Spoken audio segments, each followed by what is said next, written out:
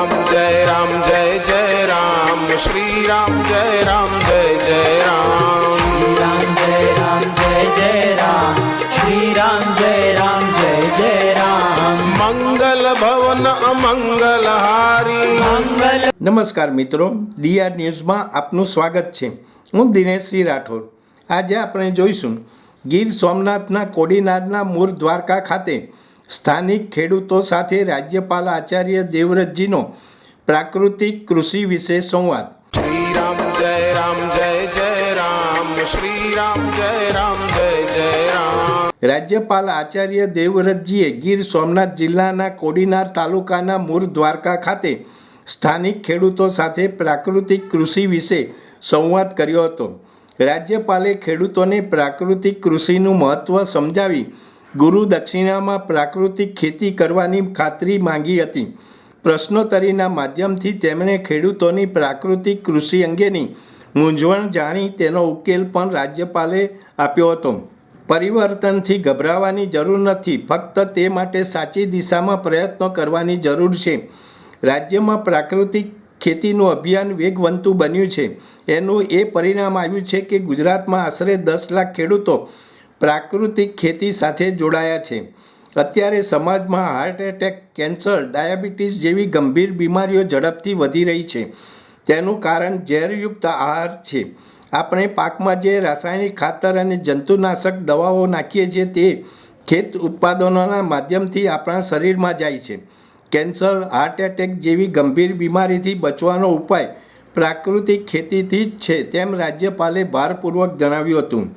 રાજ્યપાલે ગુજરાત પ્રાકૃતિક કૃષિ વિકાસ બોર્ડ તેમજ આત્મા દ્વારા નિર્મિત દેશી ગૌ આધારિત પ્રાકૃતિક કૃષિ ઉત્પાદનોના સ્ટોલ્સની મુલાકાત લીધી હતી અને પ્રાકૃતિક ખેતી કરતા ખેડૂતોનો ઉત્સાહ વધાર્યો હતો।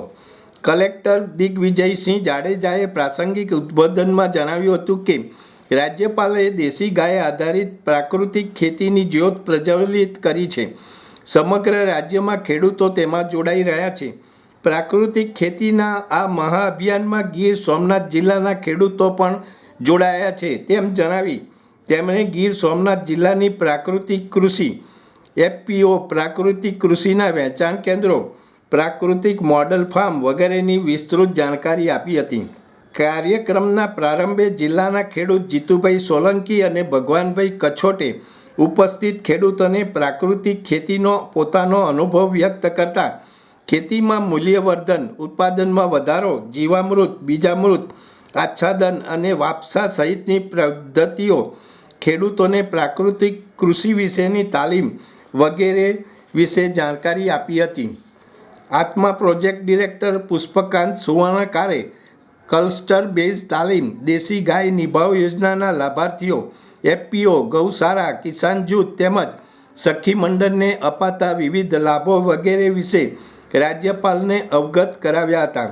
રાજ્યપાલે મૂળ દ્વારકા ખાતે જિલ્લા વહીવટી તંત્ર દ્વારા યોજાયેલ સરકારી યોજનામાં સંતૃપ્તિ કેમ્પની મુલાકાત લઈ દિવ્યાંગ કલ્યાણ યોજના, ગંગા સ્વરૂપ આર્થિક સહાય યોજના, આયુષ્યમાન ભારત પ્રધાનમંત્રી જન આરોગ્ય યોજના, નમો શ્રી પ્રસૂતિ સહાય વગેરે જેવી સરકારની વિવિધ યોજનાઓના લાભાર્થીઓ સાથે વાર્તાલાપ કર્યો હતો।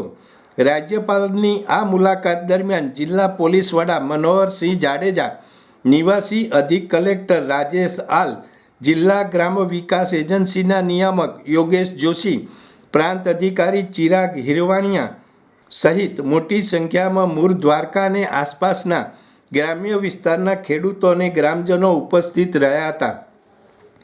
દર્શક મિત્રો, આવા વધુ સમાચારો માટે જોતા રહો ડીઆર ન્યૂઝ। નમસ્કાર। श्री राम जय जय राम श्री राम जय जय राम।